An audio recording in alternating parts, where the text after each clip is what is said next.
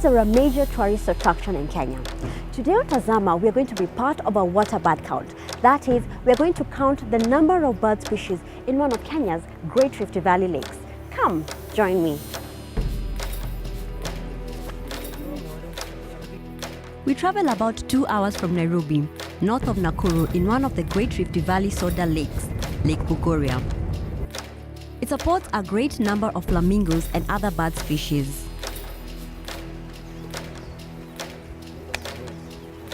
Lake Bogoria has close to 300 species of birds that includes different families. The key focus is the flamingos.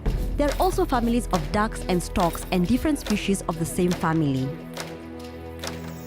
It is about 7:30 p.m. and we are close to Lake Bogoria.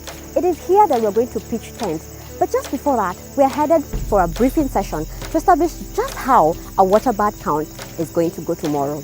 The one thing that I do know that studying these lakes tells me is that every time you visit to do something like a bird count, the lake is always different from how it was before. The water bird count is normally carried out using different methods, mainly ground-based methods, whereby we have volunteers coming together from different parts of the country. Yeah, then what we normally do is that when we are at the site, we divide it into groups.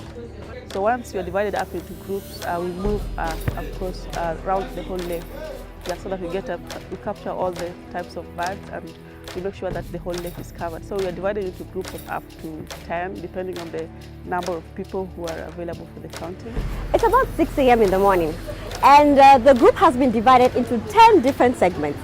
Here, we hope that the groups are going to effectively cover different segments of Lake Bogoria. I have my binoculars set, and I hope that I will be able to discover different bird species in Lake Bogoria.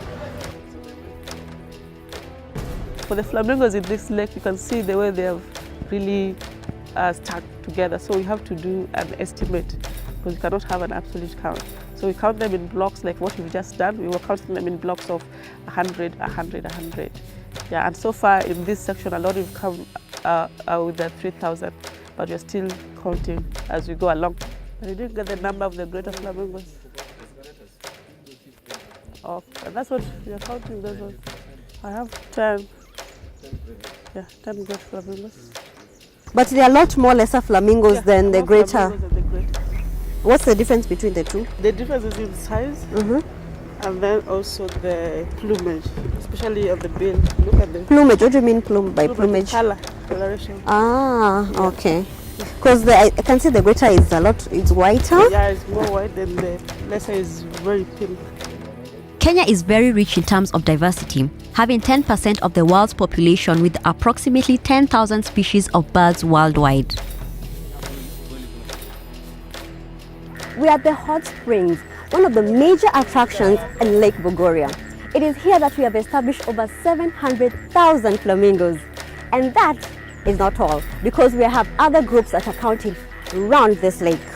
From our estimates for today, I suspect that we'll get up to 1.6, but we're still trying to get the totals. But I could give a rough estimate of about 1.6 million individual birds. Yeah, that's for the lesser flamingos. When we have this flooding, it kind of dilutes the lake. So we have that this food, the food of the flamingos goes down. So, but when you come to Bogoria, you find that the ecology of the lake does not change much in terms of salinity, which